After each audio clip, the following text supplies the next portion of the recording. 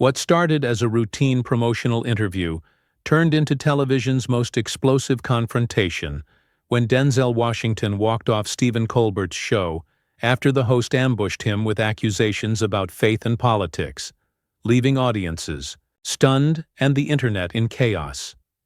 The Ed Sullivan Theater buzzed with its usual pre-show energy as audience members filed into their seats, expecting nothing more than another charming celebrity interview. Denzel Washington had arrived to promote his latest directorial effort, a powerful drama exploring themes of redemption and second chances. The film had been earning critical acclaim and Oscar buzz, making this appearance a crucial stop on his promotional tour. Behind the scenes, however, tension was already brewing. Sources close to the production revealed that Colbert's writing team had spent the afternoon crafting what they called gotcha questions, designed to corner Washington about his well-known Christian faith and conservative social views. The host, emboldened by his audience's political leanings, had reportedly told his producers he wanted to challenge the narrative that Washington had been spinning in other interviews. As the show's familiar opening theme played and Colbert delivered his monologue, nothing seemed amiss.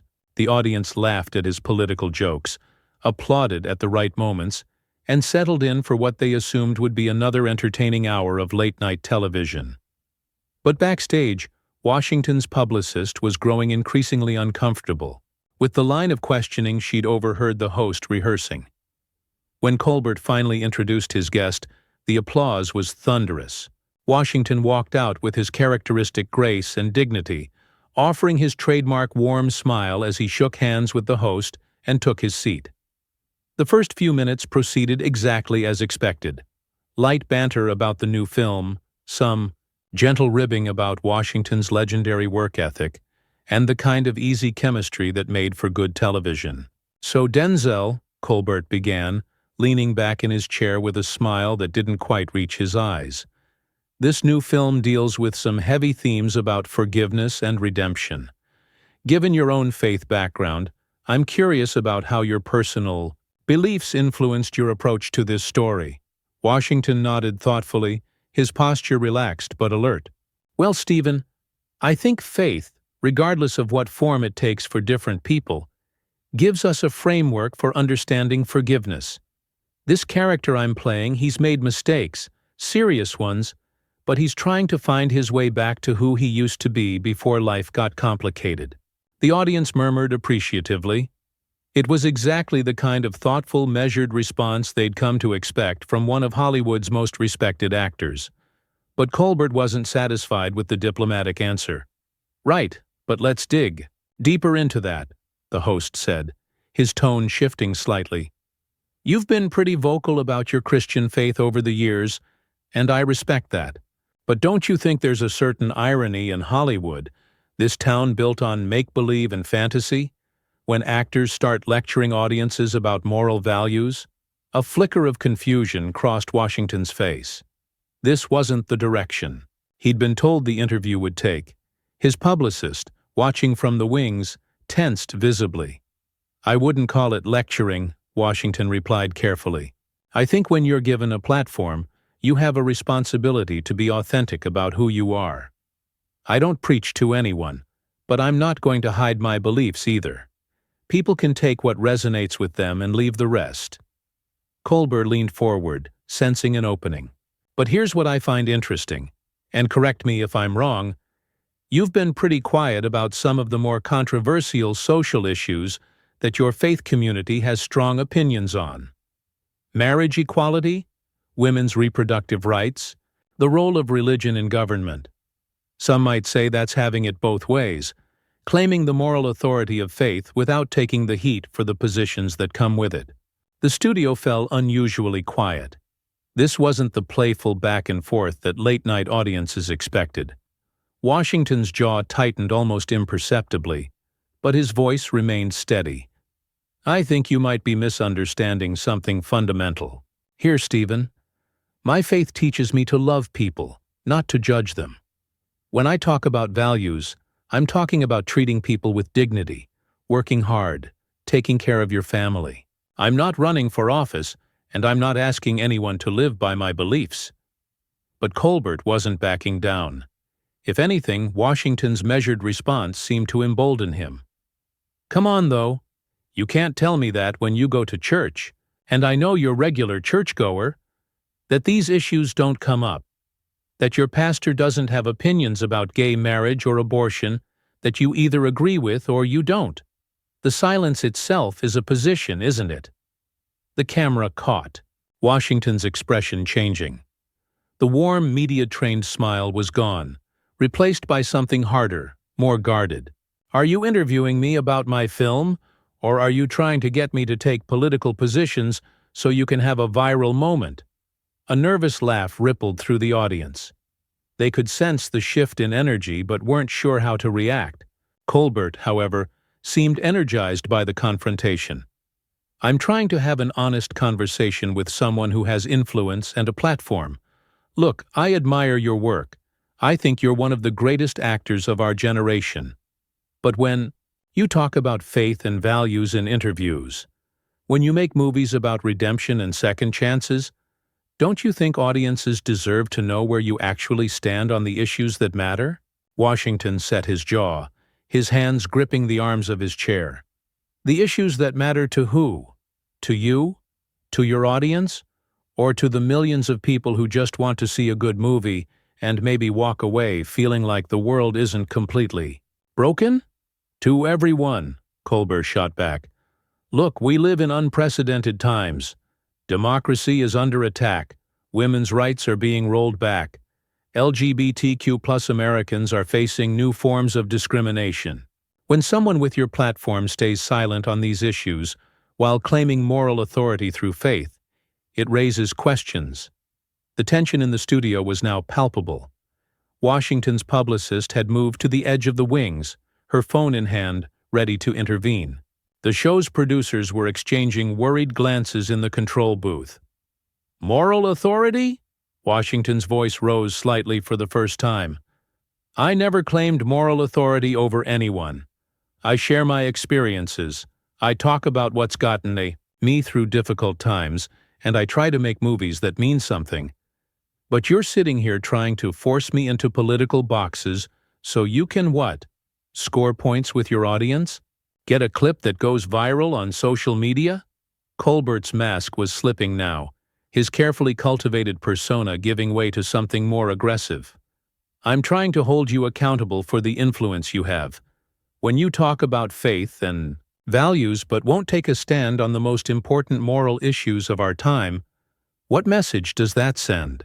"The message it sends," Washington said, his voice now carrying an edge that made several audience members shift uncomfortably in their seats, "is that maybe, just maybe, a person's relationship with God and their understanding of right and wrong doesn't have to fit into your political categories.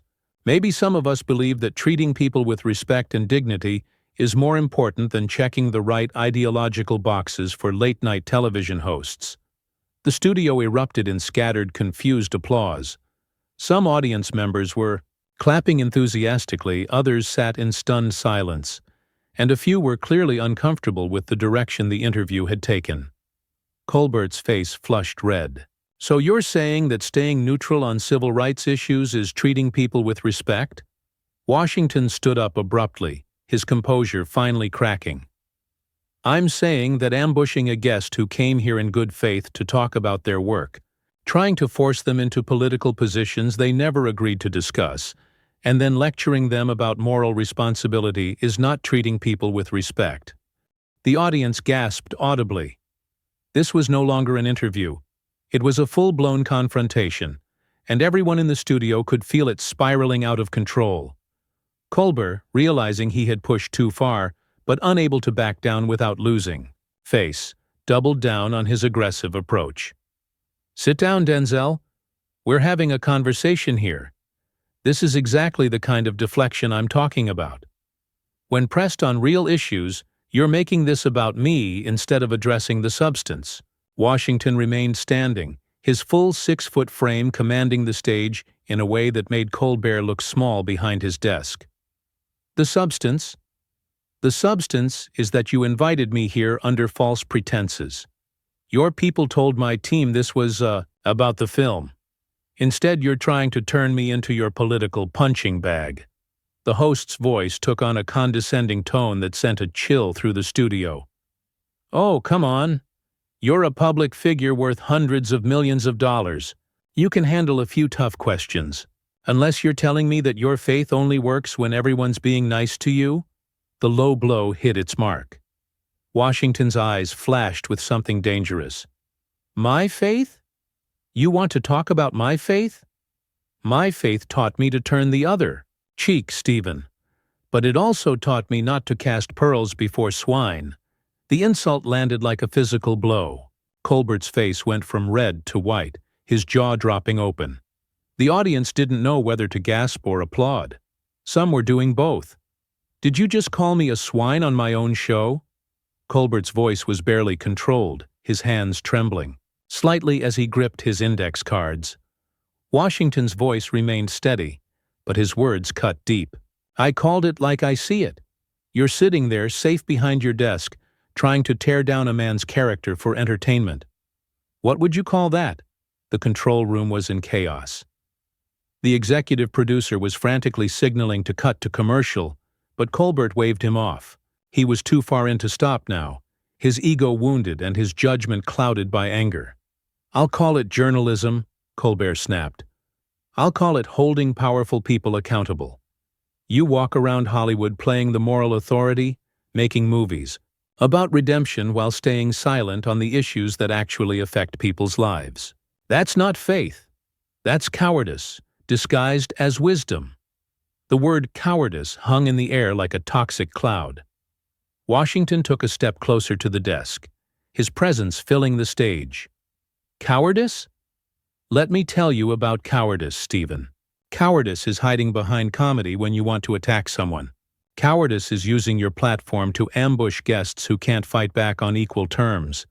Cowardice is what you're doing right now." Several audience members were now openly uncomfortable, some standing as if ready to leave. The tension was suffocating, and the usual rhythms of television had completely broken down. Colbert stood up behind his desk, trying to match Washington's presence, but falling short. "I'm not hiding behind anything. I'm asking direct questions about your beliefs and your responsibility as a public figure. If you can't handle that, maybe you shouldn't be doing interviews." "Maybe I shouldn't," Washington replied, his voice dangerously quiet. "Maybe I should stick to working with professionals who understand the difference between an interview and an interrogation." The host's composure was cracking completely now. His voice rose to a near shout. "Professional? You think ducking every important question while claiming moral superiority is professional? You think using your faith as a shield while refusing to take any real stands is professional?" Washington's response was like ice. "I think treating a guest with basic human decency is professional. I think honoring the agreement your staff made about what this interview would cover is professional. What you're doing isn't journalism, Stephen. It's a hit job with better lighting." The accusation of bad faith struck a nerve. Colbert's mask was completely off now, revealing something ugly underneath. "A hit job? You came on my show. Nobody forced you to be here. If you can't handle real questions about real issues, then maybe you should stick to puff pieces on Entertainment Tonight." The contempt in his voice was palpable. Washington stepped back, not in retreat but in disgust. "Real questions? Is that what you call this? You've spent 15 minutes trying to trap me into political statements that have nothing to do with why I'm here. You've questioned my faith, my integrity, and my character, all while hiding behind the pretense of being some kind of crusading journalist." Colbert was spiraling now, his voice cracking with anger and humiliation. "I'm not hiding behind anything. I'm trying to get honest answers from someone who's made a career out of playing both sides. You want the respect that comes with being a moral voice, but you don't want to take the heat that comes with actually having positions." The studio had gone completely silent except for the hum of the cameras and the heavy breathing of two men locked in verbal combat. Washington looked around at the audience, many of whom were staring in shock, then back at Colbert with something approaching pity. "You know what, Stephen? You're right about one thing. I do want respect, but the difference between us is that I try to earn it through my work, through how I treat people, through the example I set. You seem to think you can demand it while tearing others down." Colbert's voice was shaking now, his professionalism completely abandoned. "Don't you dare lecture me about respect.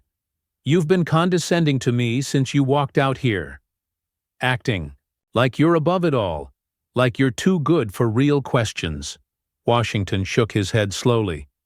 "The only thing I'm too good for is this ambush, this performance, this attempt to use me for your political theater. I came here to talk about a film that means something to me. Instead, you've turned it into whatever this is."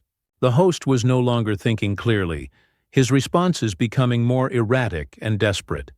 "This is accountability. This is what happens when you try to have it both ways.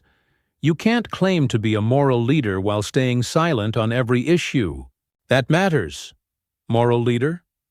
Washington's voice carried a mixture of incredulity and exhaustion.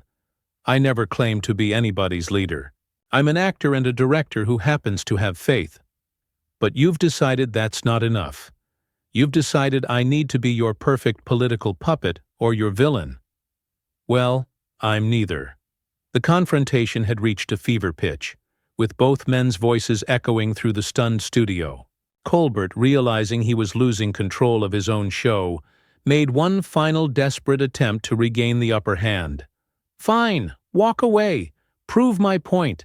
Show everyone what happens when someone with real questions corners you.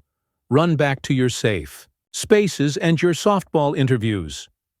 Washington paused at the verbal slap, his hand on the back of his chair. For a moment it seemed like he might respond with equal venom. Instead, he straightened his jacket and looked directly into the camera. "You know what? You're absolutely right, Stephen. I am going to walk away. Not because I can't handle tough questions, but because I respect myself too much to participate in this circus any longer."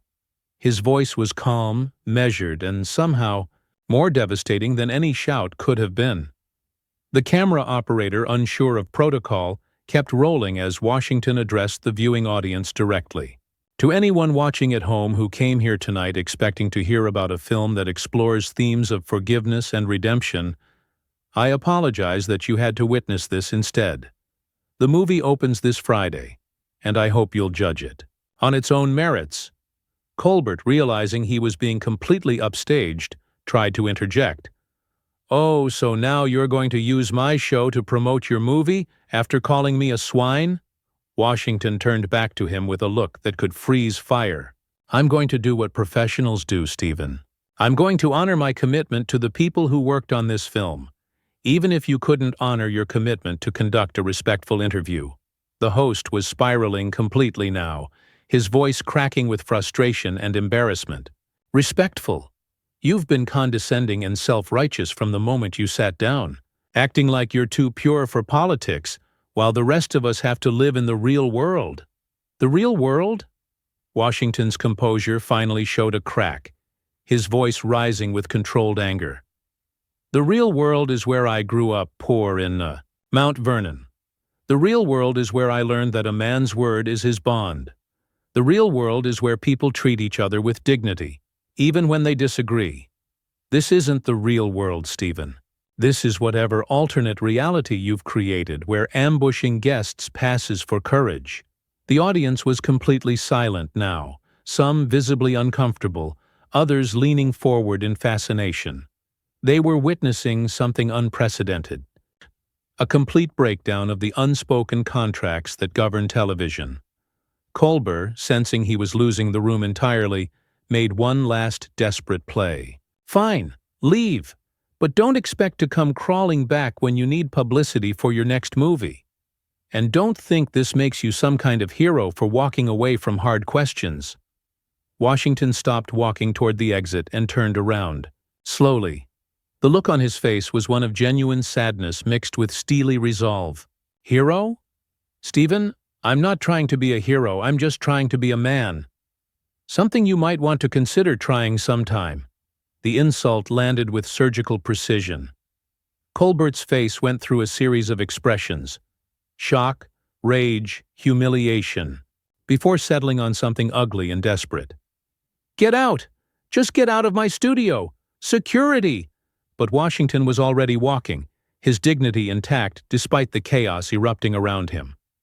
As he reached the edge of the stage, he paused and turned back one final time, addressing the audience directly. Ladies and gentlemen, I want you to know that this is not what I came here for tonight. I came to share something I'm proud of with people who might enjoy it.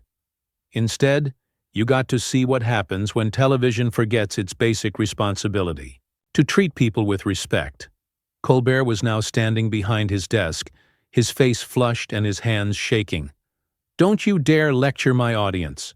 They came here for honest conversation, not your sanctimonious. They came here to be entertained. Washington cut him off, his voice carrying clearly through the studio. And instead, they got to watch you tear down a guest for sport. I hope it was worth it. With that, he walked off the stage, leaving behind a studio in complete chaos. The audience didn't know whether to applaud or sit in stunned silence. Most chose the latter.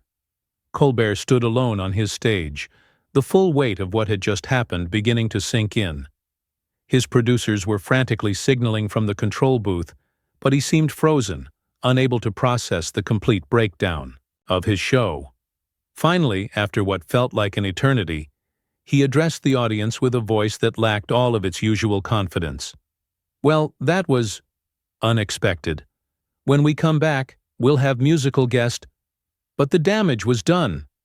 The studio audience, many of whom had paid good money and waited months for tickets, began filing out during the commercial break. They had come for entertainment and left feeling like they had witnessed something ugly and uncomfortable. Backstage, Washington's team was waiting for him with coats and phones, already buzzing with calls from reporters and publicists.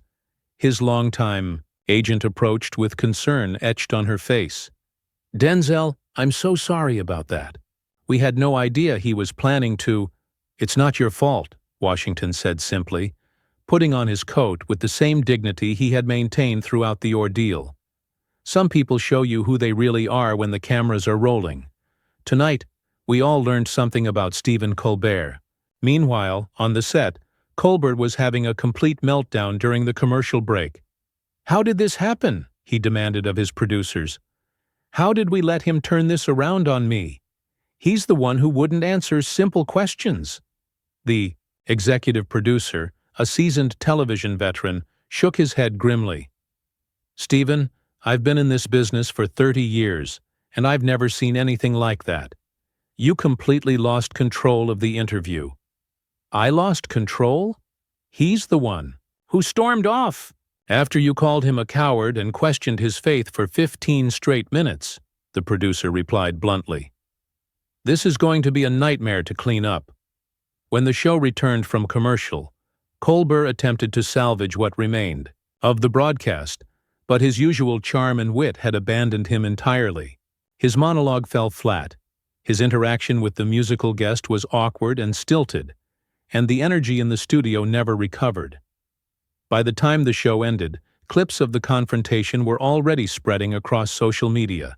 The hashtag Denzel Walks Out began trending within hours, with millions of viewers sharing their reactions to the unprecedented television moment.